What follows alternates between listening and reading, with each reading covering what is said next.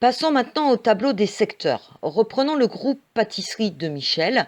Pour le moment, il est déjà incrémenté des charges de structure et administratives.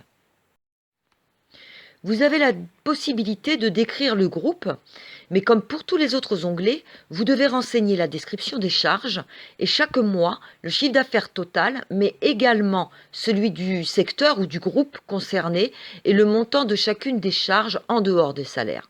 Je vous rappelle qu'il s'agit des charges directement liées aux produits vendus. Pour les salaires, c'est la même chose que pour l'administratif. Vous devez reprendre le tableau des ressources et renseigner le nom du salarié, son taux horaire, charges patronales et salariales incluses et le nombre d'heures effectuées. Le bas du tableau est incrémenté automatiquement pour le calcul de la marge nette par rapport aux onglets communs.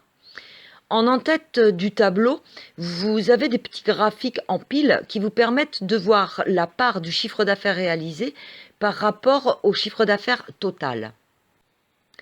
Dans le bas, vous avez des graphiques en courbe qui représentent l'évolution des marges brutes et nettes ainsi que le chiffre d'affaires. Les courbes sont très importantes. Elles vous permettent de constater l'évolution rapidement. Pour le moment, ces courbes sont parfaitement parallèles et c'est normal. Je vous rappelle que seules les charges qui sont prises en compte sont les charges fixes. Voyons maintenant si ce tableau était rempli par rapport aux charges directes.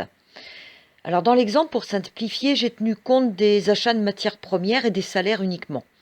Donc Michel est tout seul à travailler à la fabrication. Chaque mois, il passe 18 heures à la réalisation des pâtisseries. Alors revenons un instant sur les matières premières. Rappelez-vous, Michel ne peut pas indiquer le montant des achats réels. Il a donc un tableau qui reprend les ingrédients, la quantité à acheter, le prix de l'achat, ainsi que les unités et leur prix d'achat. Alors, il aura également une feuille qu'on pourrait appeler recette, qui va reprendre les quantités des ingrédients pour calculer le prix de revient d'un gâteau. Et enfin, sa troisième feuille, la feuille de vente, dans laquelle il reportera les quantités vendues.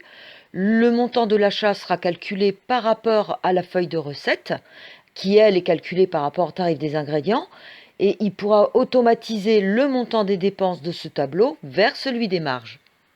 Alors vous pouvez aussi fonctionner avec un coefficient, si vous êtes certain du prix d'achat, qu'il n'y a aucune fluctuation possible et que vous savez qu'il représente par exemple 25% du chiffre d'affaires, vous multiplierez le chiffre d'affaires par 25% pour avoir le montant de la dépense.